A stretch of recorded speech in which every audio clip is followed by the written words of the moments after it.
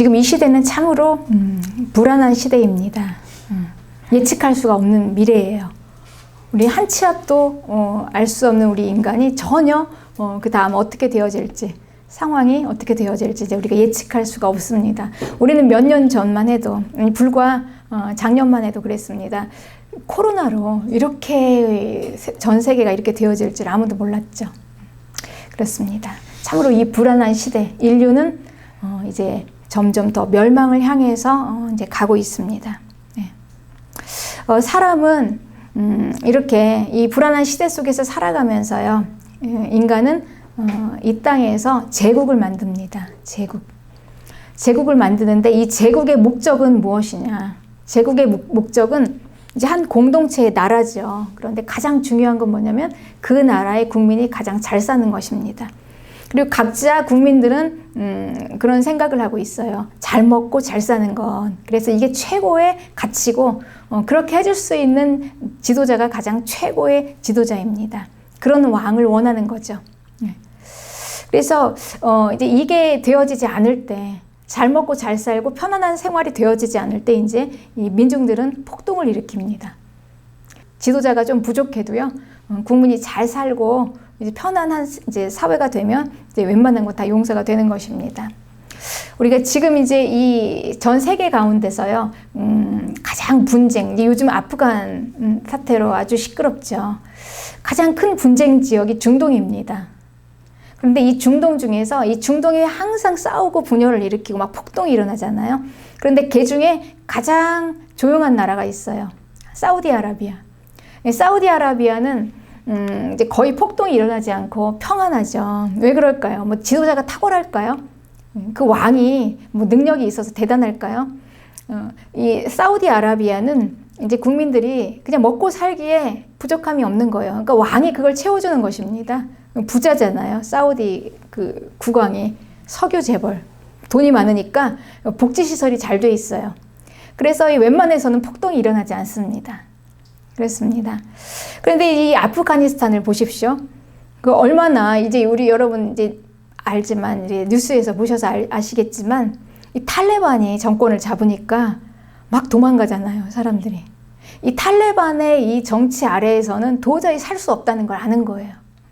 그러니 이 국민들이 원하는 가장 중요한 건 뭐냐면 안정된 나라, 잘 먹고 잘 사는 편안한 나라, 이런 나라를 원하는 거예요.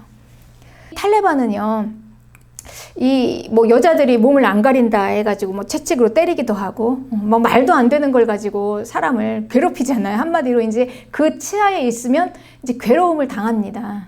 도저히 살 수가 없어요. 이들은 과연 왜 그럴까요?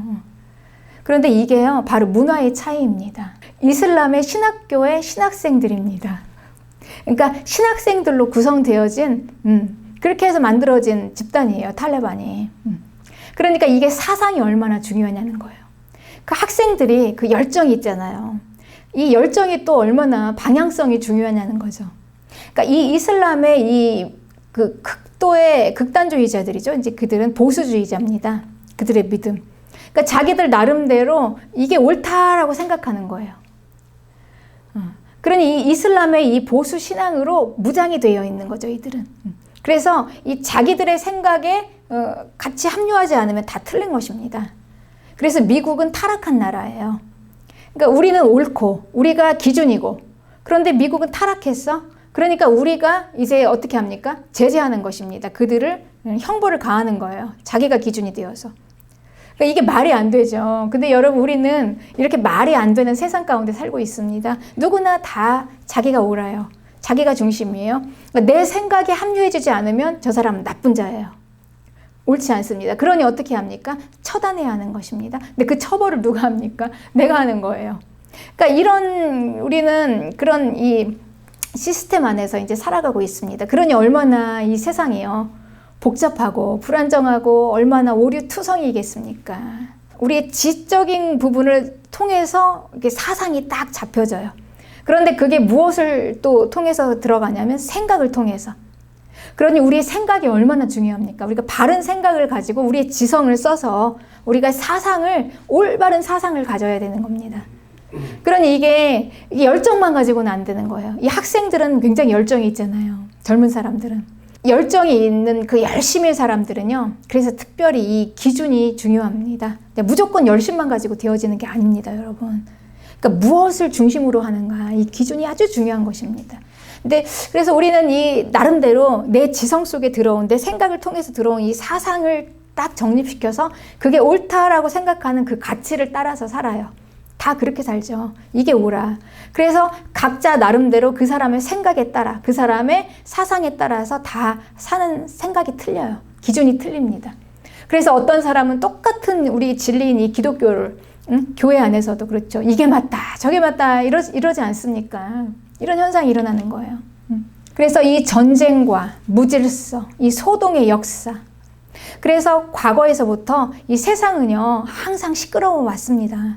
지금만 이렇게 시끄러운 게 아니라요, 과거에도 그랬어요. 우리 종교전쟁을 겪었잖아요. 그렇지 않습니까? 뭐 100년 전쟁도 겪었고 1차, 2차 대전까지 다 겪지 않았습니까? 다 이런 이유입니다. 그래서 이제 이런 이 시끄러운 이 세상을 누군가 개혁자가 일어나는데, 이제 개혁은 누가 합니까? 그 열심히 있는 사람들이 하죠.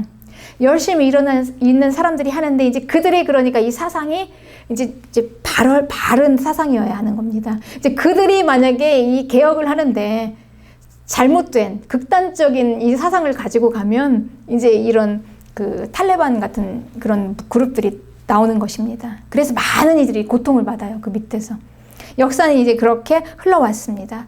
그래서 이제 나름대로 개혁을 한다고 막 이렇게 사람들이 나오죠. 그리고 이 세상에서, 이 땅에서 뭔가 유토피아를 만들어 보려는 그런 허상을 가지고 인간들이 막 열심을 가지고 하는데, 과연 그게 될까요? 될 리가 없죠. 그게 되겠습니까? 인간이 죄인인데요. 인간이 얼마나 불완전한데, 인간이 하는 것 중에 옳은 게 뭐가 있습니까? 사람이 하면 뭘 얼마나 옳겠습니까? 그럼에도 불구하고 그 허상을 버리지 못하고 그냥 개혁해 보겠다고, 그냥 뭐 유토피아를 만들어 보겠다고 막 열심을 다해서 막 한도 끝도 없는 그 끝없는 탐욕, 끝없는 이기심, 나만 옳다라는 이기심이죠. 막 또 이런 술수, 이런 또 정치, 권력, 야망, 뭐 이런 복잡하게 얽혀 있어서 결국은 이런 모든 불완전한 요소들로 인해서 우리 인류는요, 아주 체계적으로 오류에 빠져 있습니다. 그러니까 이 잘못되었다는 게 너무나 체계적으로 빠져 있기 때문에, 이게 체계적으로 탁탁탁 갇혀 있기 때문에 이게 뭐가 어디서부터 잘못되어 있는지, 어디서부터 뭘 어떻게 해야 될지를 모르는 거예요. 그렇습니다, 여러분. 체계적인 오류의 시대입니다. 그래서 뭐가 옳은지 틀린지를 구분을 못합니다. 그리고 스스로 자기 기만에 빠져 있어요. 자기 중심적으로 내 사상이 옳아, 착각이죠. 얼마나 많은 착각을 가진 자들이 있습니까? 그러면서 또 목소리 큰 사람들이 이기는 거예요. 목소리 크고 열정 있는 사람들은 이깁니다. 그럼 이런 불안정한 시대에는요, 사람들이 그런 사람들을 쫓아가요. 자기를 보호할 수 있다고 생각해요. 그래가지고 그 밑에 많은 사람들이 막 군중이 모여드는 겁니다. 그래서 또 하나의 괴기한 이제 그룹이 또 탄생을 하는 거예요. 인류는 이렇게 흘러갑니다. 그러니까 좀 안정된 시대에는요, 우리가 좀 판단을 할 수 있어요. 합리적으로. 이게 맞다, 옳다, 틀리다. 그런데 불안정한 시대에는요, 그런 합리적인 생각을 할 수가 없어요. 그냥 무조건 막 많은 사람들이 무르르 몰려가고, 그냥 막 목소리가 크고, 막 센 곳, 이곳이 만약에 힘이 있을 거다라는 이제 그런 착각을 하면서, 그게 빠져 있습니다. 혼돈과 무질서의 세상입니다. 공포의 시대예요. 이런 극치로 점점 달려가고 있어요. 그래서 이 세상을 누가 해결할 수 있겠습니까, 여러분? 많은 다수의 민중들이 몰려 있는 그 리더십을 가진 자가 해결할 수 있을까요? 과연? 이거는 어떤 개혁자나 영웅도 해결할 수 없는 문제입니다. 여러분, 이걸 믿으시기 바랍니다. 이게 분별입니다. 누가 이걸 해결할 수 있을 거라고 생각하고 막 몰려들어요. 그 사람에게 막 힘을 실어줍니다. 그럼 힘을 실어주면 줄수록 탐욕과 술수와 자기 기만과 이기주의는 점점 커지는 거예요. 그래서 엉뚱하게 이제 괴물 같은 집단이 되어지는 것입니다. 그렇습니다. 그래서 막 폭력이 나와요. 저항이 나와요. 그래서 이제 이런 거는, 이거를 뒤집을 수 있는 방법은 딱 한 가지예요. 아주 체계적으로, 너무나 체계적으로 이게 잘못되어 있어서 뭐가 잘못된지도 모르는 이런 체계적인 오류의 시대를 뒤집을 수 있는 건 진리입니다. 진리로 이걸 한번 뒤집어줘야 돼요. 진리. 그러니까 이 시대는요, 선을 악이라고 하고 악을 선이라고 하는 시대예요. 선과 악이 바뀌어졌어요. 그러니까 이 진리로 무엇이 선이고 무엇이 악인지를 제대로 이제 우리가 알아야 하는 것입니다. 이걸 누가 할 수 있겠습니까? 진리를 가지고 있는 자들만이 할 수 있습니다. 그래서 이 진리, 바른 진리 안에서만 해결될 수 있는 문제, 오직 하나님의 말씀. 그렇습니다. 근데 여기서부터 이제 우리가 개념이 정리가 되어야 돼요. 무엇이 선이고 무엇이 악이고, 이게. 에레미야 4장 22절에는 내 백성이 나를 알지 못하는 어리석은 자요 지각이 없는 미련한 자식이라. 악을 행하기에는 지각이 있으나 선을 행하기에는 무지하다. 그러니 여러분, 이 지각이요, 이 타락을 하잖아요. 그러면 악을 행하는 데는 막 열려 있어요. 근데 악을 행하기에는 지각이 있습니다. 그런데 선을 행할 수 있는 지각이 없으니 능력이 없는 거예요. 그래서 결국은 어떻게 합니까? 하나님을 알지 못해요. 그래서 어리석은 자다, 미련한 자다, 이렇게 얘기하는 것입니다. 왜일까요? 왜? 이 기준이 하나님의 말씀인 진리여야 되는데 이 기준이 자기의 탐욕입니다. 그리고 자기 중심의 욕심이에요. 자기 생각, 나. 이게 기준이 되기 때문에 이제 진리가 기준이 되지 못하기 때문에 그래서 악을 행하는 것입니다. 내 탐심이 기준이 되니 내가 생각하는 대로, 옳은 대로 행하는 거예요. 그러니 그게 악이지 뭐겠습니까, 여러분? 하나님이 빠졌는데요. 진리의 말씀이 빠졌는데 아무리 옳다고 외쳐도, 여러분, 탈레반들은요, 자기들이 옳다고 생각합니다. 우리가 생각하기엔 어떻게 저런 사람이 있어 라고 생각하는데 그렇게 사상이 그렇게 무서운 거예요. 그들은 본인들이 옳은 생각을 하고 있어요. 의롭게 행하고 있어요. 그래서 자신들이 심판자가 되어서 이 타락한 이 현세 문화를 본인들이 지금 다 심판하고 있지 않습니까? 채찍으로, 형벌로. 그렇습니다. 그래서 이제 이 가장 최대의 불행이 바로 이제 악을 행하고 선을 행하지 못해서 하나님을 알지 못하는 것. 그래서 이제 저런 인류의, 그래서 이제 저런 사람들 때문에 인류가 불행해요. 힘이 있으니까. 그쵸? 목소리가 크니까 불행합니다. 그래서 시편 82편 5절에는 그들은 알지도 못하고 깨닫지도 못하며 흑암 중에 왕래하니 땅의 모든 터가 흔들리도다. 이렇게 얘기해요.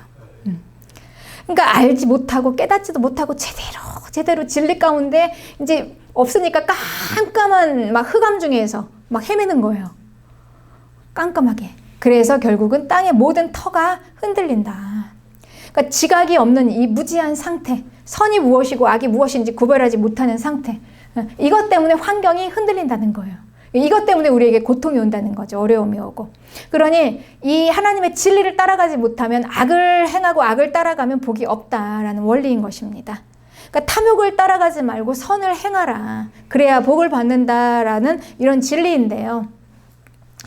근데 이거는 그럼에도 불구하고 이거는 이 죄는 복도 없지만요, 이 결과는 또한 멸망이기도 합니다. 멸망. 뭐 죄인들이 하는 게 온전한 게 있겠습니까? 그렇죠. 하나님은, 심판자는 오직 하나님 한 분이세요. 그러니까 여러분, 불완전한 인간이 그 본인들이 심판을 한다고 하는데 이게 얼마나 우습습니까? 그러니 이제 사람들이 고통을 당하는 거예요. 그런데 이 심판자이신 하나님은 반드시 이 자신의 피조물을 심판하십니다. 그분에게만 이런 심판을 할 수 있는 주권이 있어요. 왜냐? 그분이 만드셨기 때문에. 그분이 창조주이시니까 자기의 그 만든 피조물을 심판할 수 있는 권한이 왜 없겠습니까? 그래서 언젠가는 이 죄는 심판을 당하게 됩니다. 그래서 이 죄는요, 이 죄를 따라가고 악을 따라가다 보면 결국 인생이 불행하고 복이 없기도 하지만 그뿐만이 아니라 이제 멸망이기도 하는 것입니다. 다 끝나는 거예요. 그러니 우리가 진리 안에 있다는 게 얼마나 감사합니까? 우리가 진리를 알 수 있다는 게, 이런 기회를 우리가 하나님이 주시고 우리가 또한 그걸 붙잡고 진리 안에서 나갈 수 있다는 게 가장 큰 축복인 것을 믿으시기 바랍니다. 그래서 여러분, 어차피요, 이 나라는 영원하지 않아요. 분명히 끝이 있습니다. 제국은 영원하지 않아요. 많은 사람들은 이 허상으로 이 제국에서 유토피아를 건설하려고 개혁을 하겠다고 난리를 부리면서 자기 기준으로 내가 옳다, 내가 옳다. 다 틀려. 나만 옳아. 그래서 내 뜻을 따르지 않으면 너희들은 다 배교자야. 다 잘못됐어. 나는 최고야. 이렇게 이런 오류를 범하는 거예요. 이게 이제 더 나가서 탈레반 아닙니까? 그러니 내가 너희들을 징벌하겠다. 죽이는 거 아닙니까, 여러분? 이런 시스템이에요. 계속해서 이제 이런 관계입니다. 그렇습니다. 그래서 이제 이렇게 이제 언젠가는 끝이 있는 이 제국. 인간들은 영원할 거라고 생각해요. 허상이죠. 이 땅이 영원할 거라고 생각하니까 여기서 뭔가를 막 이루어보려고 하는 거 아닙니까? 세워보려고. 그렇죠. 그런데 하나님은요, 이 사람은 계속해서 이런 허상을 가지고 제국을 만들지만 하나님은 이 제국 속에서 하나님의 나라를 만드십니다. 하나님의 나라를 만드세요. 하나님 역사 속에서 하나님의 나라를 들여오셨습니다. 예수님이 이 땅의 역사 속에 하나님의 나라를 들여오셨을 때 그때 그 제국이 바로 로마 시대였어요. 로마. 하나님의 나라는 하나님께서 이 땅에 이스라엘이라는 나라를 통해서 시작하셨습니다. 이스라엘. 그런데 이스라엘도 이 땅에서 이스라엘이 이제 하나님이 그 육적인 이스라엘은 영원하지 않아요. 이제 이스라엘을 통해서 하나님께서 이제 영원한 하나님의 나라로 이제 이어가시는 것입니다. 하나님께서 이 땅에 이스라엘의 모든 것을 다 주셨습니다. 하나님 나라의 모든 것을. 그러니까 이 땅에 보여지는 나라인 이스라엘을 하나님께서 만드셔서 영원한 하나님의 나라로 이끌어 가시기 위해서 이스라엘에 하나님 나라에 갈 수 있는 모든 것을 다 담아주신 거예요. 말씀도 주셨습니다. 그리고 예배도 주셨어요. 믿음의 조상들도 주셨습니다. 그리고 예수 그리스도를 주셨습니다. 그러니까 우리는 이스라엘을 통해서 이제 하나님의 나라로 갈 수가 있어요. 이스라엘을 통과해서 하나님의 백성이 될 수 있습니다. 이게 바로 이제 예수님이 이 땅에 오신 목적이 아주 분명해요. 자기 백성을 위해서 오신 거예요. 자기 백성을 구원하러 이스라엘 왕으로 오신 것입니다. 그래서 이제 자기 백성을 모아 가실 것입니다. 영원한 하나님의 나라로. 우리는 그래서 그 나라를 소망하면서 사는 것입니다. 그 나라를 보고 사는 거예요. 하나님 나라의 왕으로 오셨습니다. 우리는 이거를 구원이라고 합니다. 이런 엄청난 일이 일어났어요. 엄청난 일이 이 땅에 일어났는데 이제 아무도 사람들은 이걸 인식하지 못해요. 제국은 이걸 알 수 없습니다. 이 영원히 없는 민 중에 한계입니다. 거기까지예요. 이 세상의 일, 육체의 일. 영원히 없는 자들에게는 이 제국의 일이 전부입니다. 세상 성공, 권력, 야망, 모든 거를 이걸 중심으로 해서 자신의 모든 스케줄을 다 잡습니다. 그러나 우리 하나님 나라의 백성들은 그렇게 하지 않습니다. 하나님 나라를 중심으로 이제 잡는 거죠. 모든 스케줄을. 그래서 이제 이 제국의 사람들은요, 이 제국의 일이 항상 가장 큰 일인 것 같아요. 육체의 일. 그러다 보니 영혼이 안 보이는 거예요. 영혼이라는 게 안 보여요. 그렇습니다. 그래서 이 세상 나라는요, 이제 이런 불안정한 가운데 그렇게 있기 때문에 평안이라는 게 있을 수가 없어요. 항상 불안정합니다. 그리고 항상 불안합니다. 항상 어지럽습니다. 그래서 여기에서 이제 살려니까 이제 이런 불안한 이 현장에서 살려니까 어떻게 해야 되겠습니까? 이제 살기 위해서 몸부림을 쳐야 하는 것입니다. 어디에 속할 것인가?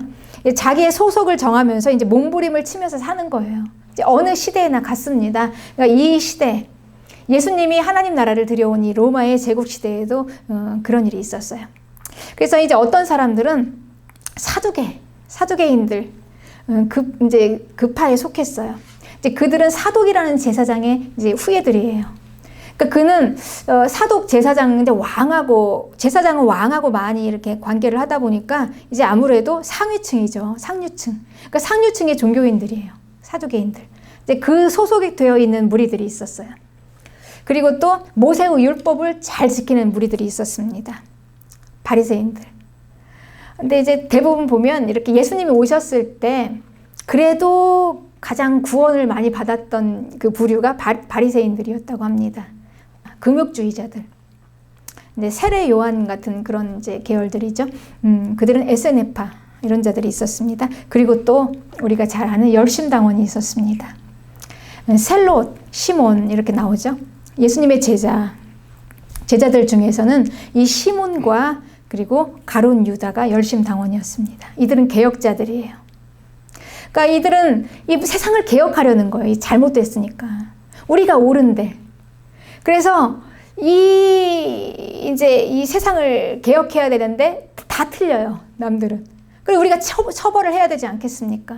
그러니 항상 단도를 몸에 가지고 다녔어요. 단도를. 그래서 이렇게 보다가 이제 시장을 같은데 이렇게 길거리를 지나다니다가요. 저 사람은 뭔가 배교자야 라는 생각이 들면 그냥 거침없이 단도를 꺼내가지고 찔러 죽였습니다. 자신들이 그렇게 이제 징벌을 한 거예요. 그러니 얼마나 무섭습니까? 가장 위험한 그룹이죠. 그러니까 이런 그룹들이 있었습니다. 그러니까 예수님은 과연 어디에 속하셨을까요? 예수님은요. 예수님은 여기에서 아무 곳에도 속하지 않으셨습니다, 여러분. 아무 곳에 속하시지 않으셨어요. 예수님의 12제자들 중에서 이제 가룟 유다가 있었고요. 그리고 셀롯인 시몬이라는 그 사람이 열심당원이었습니다. 그런데 이 가룟 유다는요, 이 제국의 관점에서 예수님을 보았습니다. 이제 이분이라면 개혁을 할 수 있지 않을까? 지금 이 현 세상을 개혁하려는 사람들은요, 지금 이 시대가 잘못됐잖아요. 지금 이 시대가 잘못되어 있기 때문에 현 정부가 그들의 대적이에요.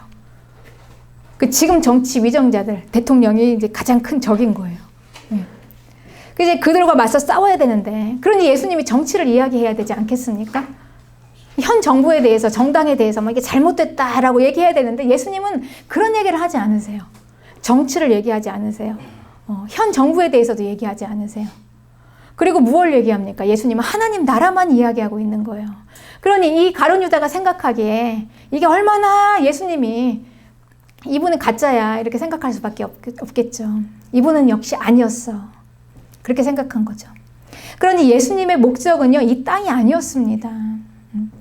그러니 이 가룟 유다에게는 예수님이 그냥 아무것도 아닌 존재였던 거예요. 실망입니다. 실망. 그런데 그 마음에 마귀가 예수를 팔려는 생각을 넣었다라고 말씀하고 있습니다. 결국 이제 악의 도구로 쓰임받은 것입니다. 가룟 유다는. 그래서 예수님을 잡는 자들의 가장 선두에 서서 그들을 리더했어요. 그들에게 예수님을 넘겨줬습니다. 얼마나 불행합니까? 예수님의 제자, 12제자로 부르심을 받아서 결국은 그렇게 끝이 났습니다. 그런데 이 가룟 유다와 대조되는 한 또 제자가 있어요. 본문에 보면은 13절에 셀롯인 시몬 이렇게 되어 있죠. 셀롯, 열심당원 시몬이에요. 그런데 이 시몬은 이렇게 보면은 여러분, 이 사도행전 1장 13절에 보면은요, 성령이 처음으로 이 땅에 오는 그 역사 속에 이 12명의 제자 안에 들어가 있어요. 이 시몬이. 그러면 이건 무엇입니까? 이 시몬도 열심당원이에요. 가룟 유다하고 똑같은 사상을 가지고 시작을 했지만 이제 예수님의 말씀을 듣고 보니까 아니구나. 이 땅의 나라가 아니라 하나님의 나라구나. 그 나라를 소망하게 된 거예요. 그래서 자기의 생각을 바꾼 것입니다. 그렇습니다. 자기의 생각을 바꿨어요. 그러니까 진리로, 옳은 생각으로 바꿨습니다. 그래서 이 하나님의 나라는요, 모든 사람들에게 다 열려진 게 아닙니다. 모든 사람들이 그 나라를 기다리는 게 아니에요. 하나님의 나라는 온 인류가 기다리는 나라가 아닙니다. 네. 그리고 그 나라를 알 수도 없어요. 결국 가룟 유다는 자기 길로 갔지만 그 셀롯 시몬은 이제 진리의 길로 갔어요. 이 가룟 유다 그렇게 열심을 내었는데요. 너무 비참하잖아요. 마지막은요. 무엇을 위한 열심이었냐는 거예요. 그러니까 우리 여러분 열심만 가지고 안 된다는 거죠. 얼마나 중요합니까? 진리가. 그렇습니다. 이게 이제 세상 나라의 한계입니다. 그래서 결국은 자기 길대로 가요. 다 각자 길이 다릅니다. 그러니까 길이 다르면 각자 자기 길로 이제 갈라져서 가는 거예요. 네, 그래서 가는데 예수님께서는 이 제자들에게요, 그 주신 길이 있어요. 소명의 길. 그 길이 뭐냐면 하나님 나라를 잇는 자들이에요. 그래서 예수님께서는 이제 올라가시면서, 하늘로 올라가시면서 이렇게 말씀하셨어요.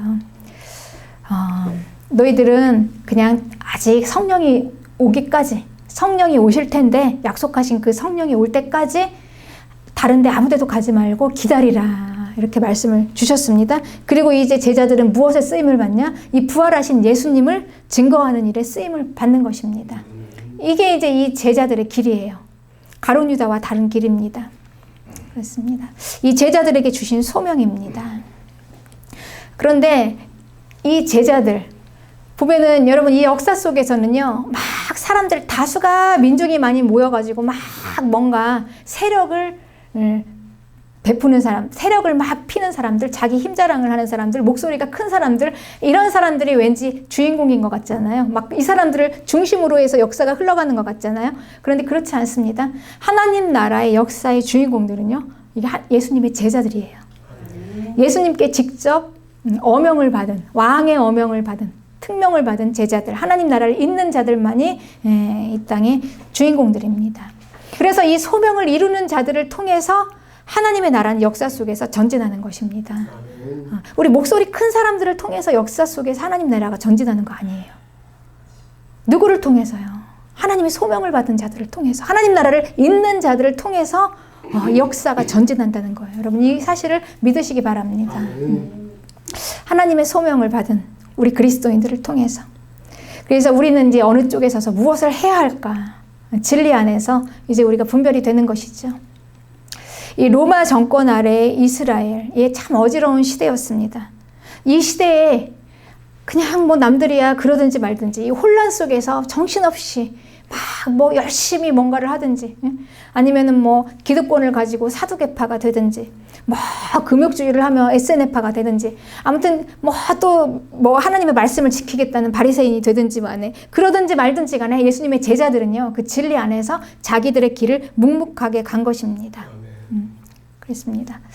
복잡할 때 정말 분별해서 바른 길로 이제 이렇게 쭉쭉 전진한 거예요. 그렇습니다. 그러니까 이 세상은 이 세상 사람들이 만들어 놓은 무대예요. 그들의 무대입니다. 여기에서 잔혹하게 서로 비방하고 헐뜯고 막 욕하고 내가 오라 막 서로 막 싸우고 뜯고 죽이고 이러지 않습니까, 여러분? 이 무대는, 그치? 우리가 갈 무대는 그곳이 아닙니다, 여러분. 우리는 그곳에 있을 사람들이 아니에요. 우리 성도들은요 거기에 휘말리지 않습니다. 예수님의 제자들처럼. 제자들 결코 거기에 휘말리지 않았습니다. 예수님의 명령에 따라서 하라는 대로 지켰죠. 그래서 이제 제자들은 뭘 했냐? 예수님이 말씀하신 대로 성령을 기다렸어요. 그게 무엇인지도 모르고, 그게 오면 우리가 어떻게 해야 될지도 모르고, 그냥 아무것도 한 번도 안 해본 거기 때문에 그냥 알 수가 없었지만 예수님을 믿는 믿음으로 그냥 하라는 대로 그냥 기다렸어요. 성령을 맞기 위해서, 맞이하기 위해서 모여서 기도하면서 기다렸어요. 전심으로. 그냥 기도하면서 그냥 뭐가 뭔지도 모르지만 그냥 믿음으로 기다렸습니다. 기도하면서 하나님의 뜻 가운데 그랬습니다. 그러니 이렇게 묵묵히 이제 하나님께서 이 가운데 하나님의 뜻을 이루어 가실 텐데요.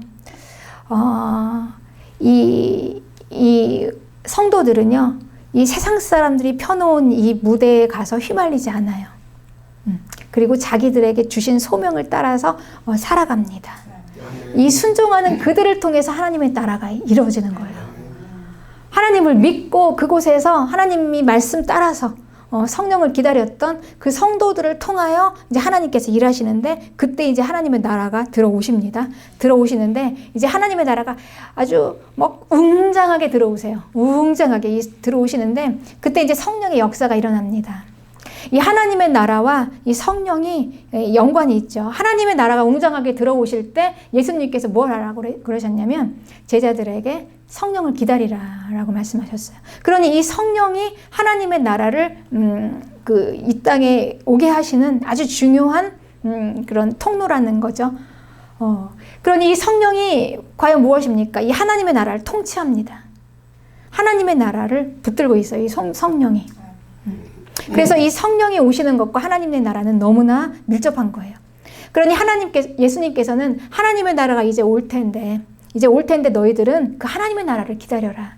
그 세상 무대 가서 그 세상 사람 쫓아다녀가서 그들처럼 행동하지 말고 믿음으로 그냥 기도하면서 하나님의 나라를 기다리라라고 예수님께서 말씀하신 것입니다. 그래서 그렇게 기다리는 그 자리에 이제 성령이 오신 거예요. 성령이 오셨습니다. 이제 성령이 오셨는데 이제 성령이 들어오실 때 아주 실제적으로 하나님의 나라가 강력하게 역사하신 것입니다. 근데 그때 어떤 현상이 있었냐면 성경에서는 이제 그 하나님의 나라가 역사하는 그게 이제 보여지는 거죠. 이제 성령은 영이에요. 하나님의 영. 그러니까 하나님의 나라의 왕이신 하나님, 그분의 영이 옵니다. 그러니 육체의 눈으로는 볼 수 없어요. 영의 눈으로 봅니다. 그러니까 보니까 본문 3절에 불의 혀처럼 갈라져요. 각 사람 위에 하나씩 임재하십니다. 혀. 성령이 불의 혀의 모양일까?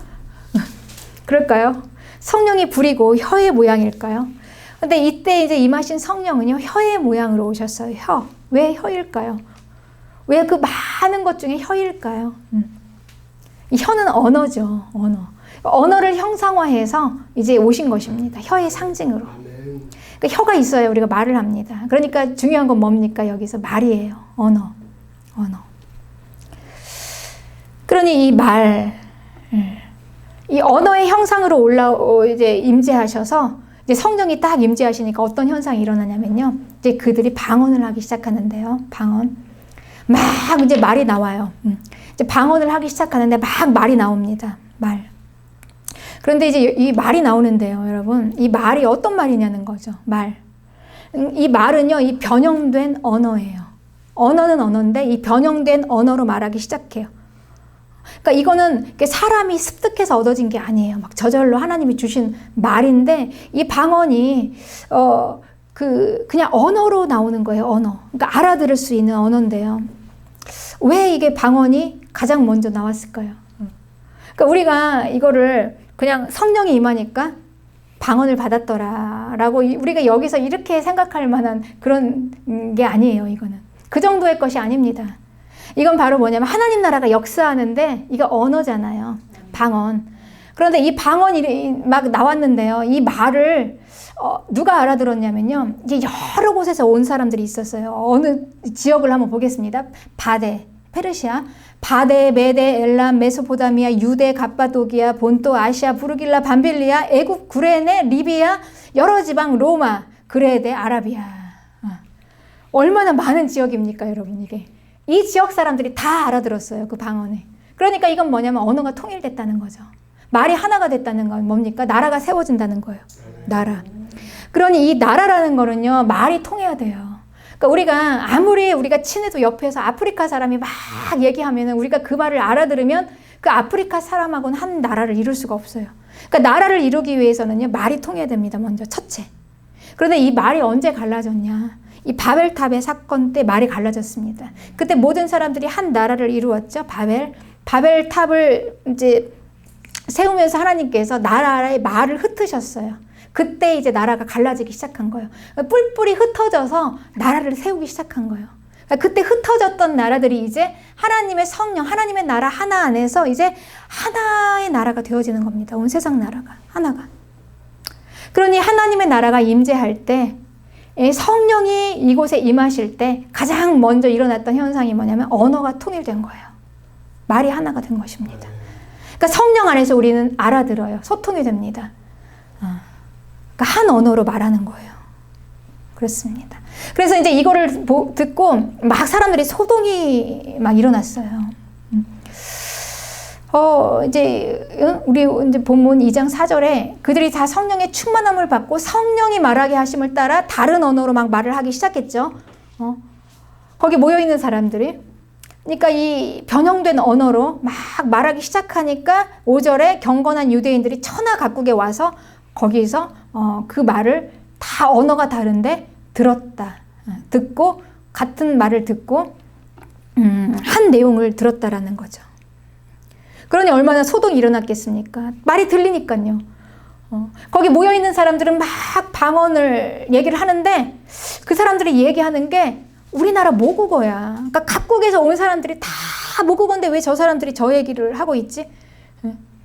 왜 저 언어가 내 말로 다 들리지? 그러니까 이 각국에서 온 사람들이 다 하나로 그 말을 다 알아들었어요. 이런 이제 막 엄청난 일이 일어난 거예요. 강력하게 하나님의 나라가 임하면서. 그렇습니다. 8절, 우리가 우리 각 사람이 난 그 나라의 모국어로 들림이 어찌된 일이냐. 그랬다는 것입니다. 네. 그쵸. 그래서 이제 그곳에 있는 사람들이요. 다 알아들었습니다. 그 내용을. 성령이 말하게 하시는 내용을. 그런데 그 내용이 우리가 다 11절에 우리가 다 우리의 각 언어로 하나님의 큰 일을 말함을 듣는도다. 그러니까 하나님의 큰 일을 말하는 걸 듣는 거예요. 하나님의 큰 일. 다 알아들었어요. 근데 따로 그 말이 무슨 말인지 못 알아듣지 않았어요. 하나님의 큰 일, 과연 하나님의 큰 일이 무엇일까요, 여러분? 하나님의 큰 일이 뭐 이 세상에서 얼마나 잘 살까, 우리가 정치를 얼마나 잘할까, 뭐 여기 유토피아를 해서 어떤 대통령을 세울까, 여러분 이런 일이겠습니까? 하나님의 큰 일, 하나님 나라의 일이죠. 구원의 일이에요. 이 세상 제국에 관한 일이 아니에요. 하나님이 큰 일을 행하시는 그 일. 이제 하나님의 나라의 백성을 어떻게 모시고 그 나라를 어떻게 여기에 세우시는지. 그렇습니다. 하나님의 나라. 그래서 이 하나님의 나라를 하나님께서 만드시는데요. 이제 하나님께서 이 말을 하나로 모으시고요. 이제 백성들을 모으시잖아요. 하나님의 백성들. 하나님의 백성들 위에 각 사람에게 성령이 임했습니다. 그래서 이제 언어가 탁 통했어요. 이게 나라가 형성되어지는 과정이에요. 나라. 근데 이 나라가 건설되어지는데요. 대부분 이렇게 나라가요, 여러분. 세계 많은 나라들이 있잖아요. 근데 그 나라들이 도대체 나라가 이렇게 만들어지는 그 요인이 무엇일까? 요소가. 그러면 우리나라처럼 한 민족으로 이루어진 나라는 거의 없습니다. 우리는 아주 독특해요. 우리는 한 민족이잖아요. 대부분 막 민족들이 섞여집니다.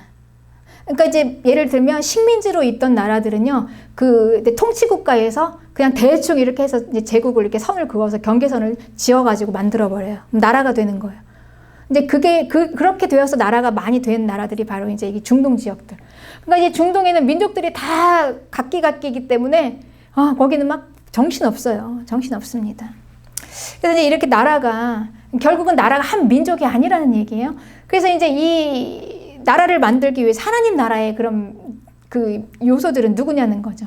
하나님 나라의 국민들은?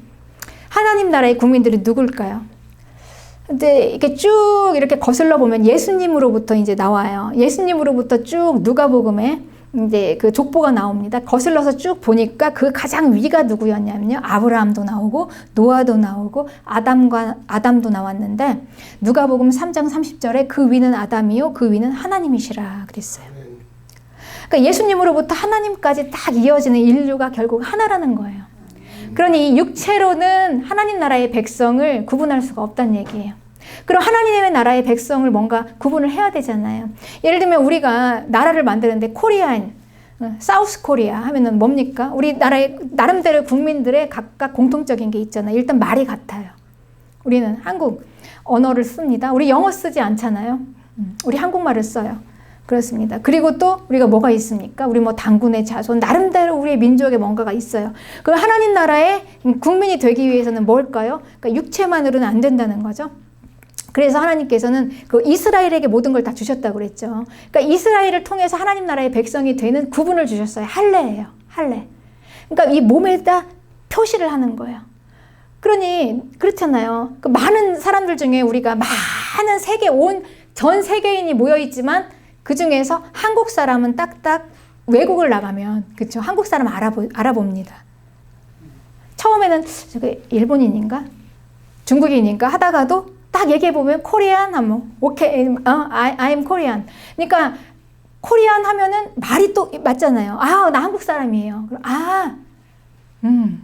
한국 사람이구나 하고 안다는 것입니다. 그러니까 이렇게 뭔가 그 나라의 독특한 표징이 있어야 돼요.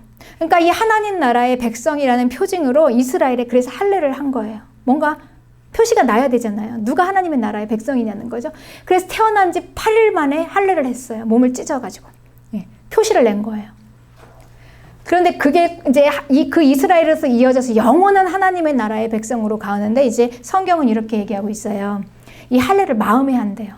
마음에.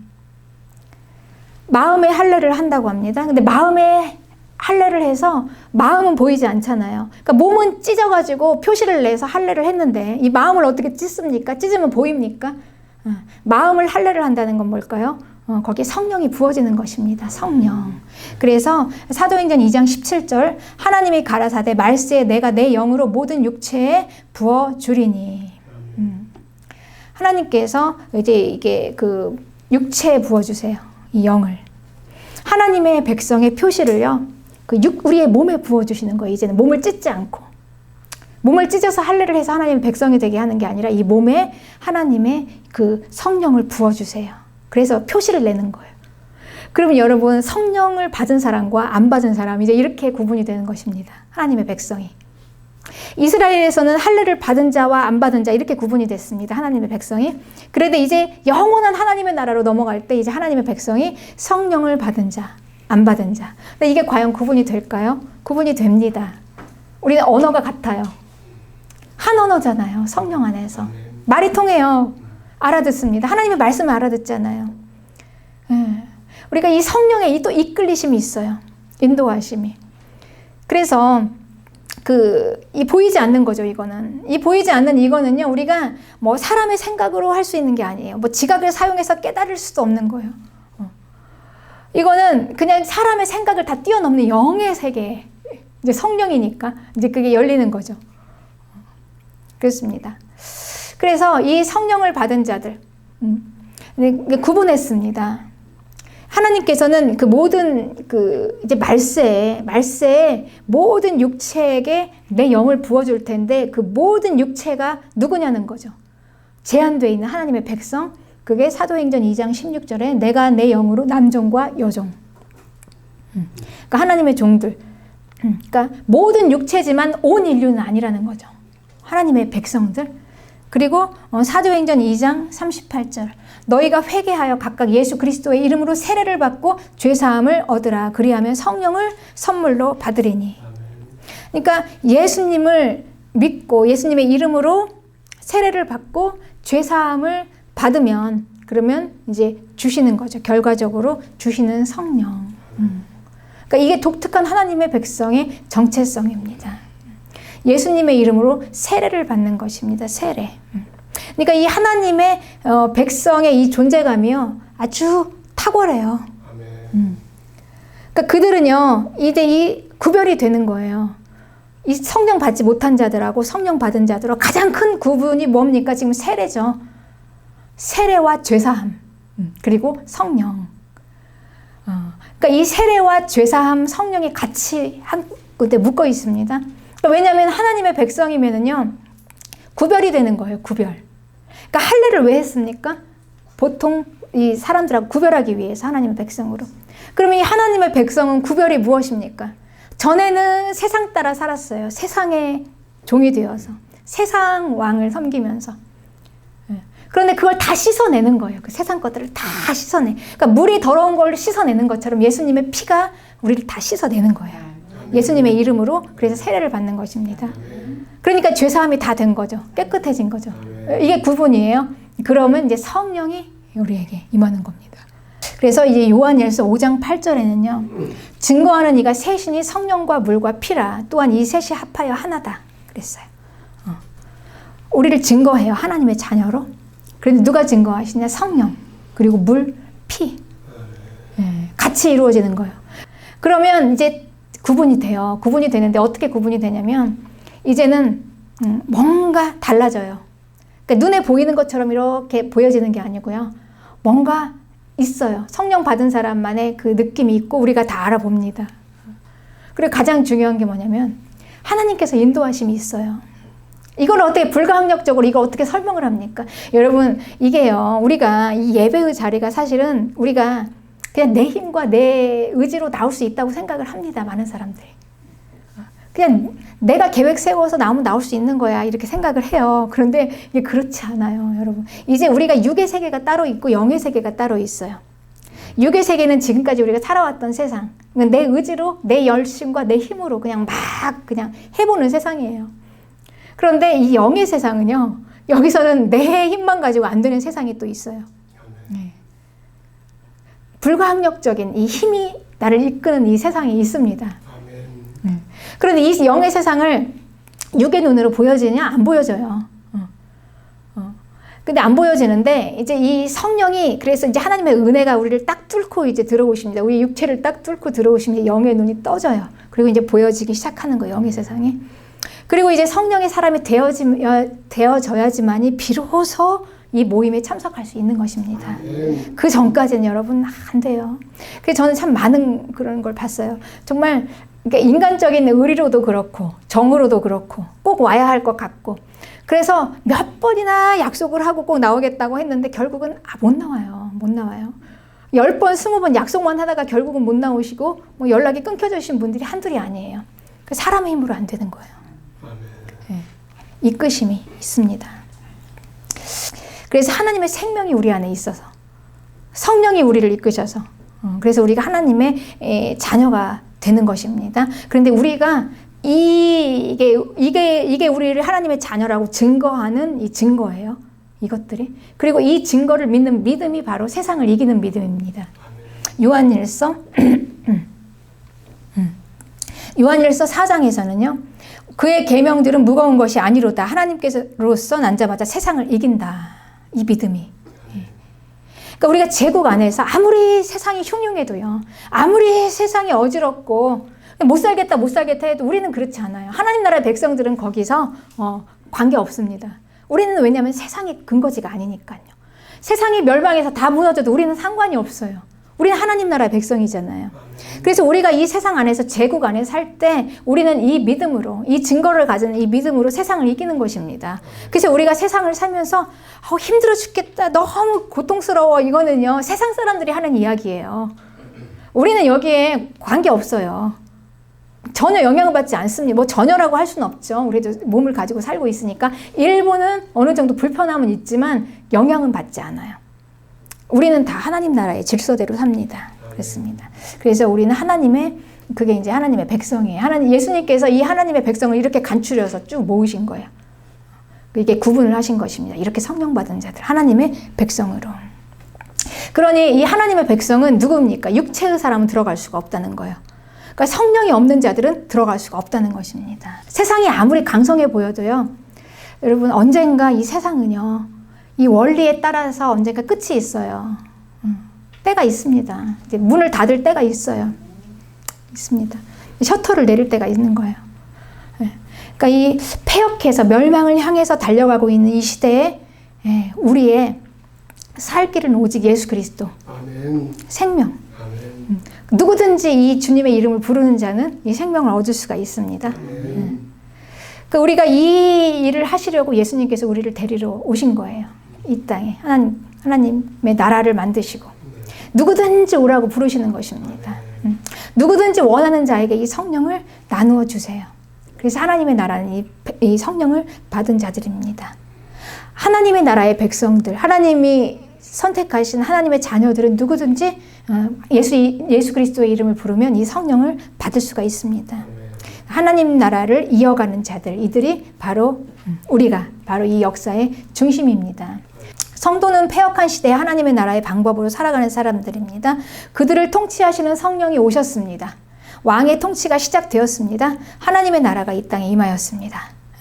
이제 우리 마라나타 교회 성도님들은 하나님 나라의 백성으로 이 제국 안에서 힘있게 살아가시기를 주님의 이름으로 축복합니다.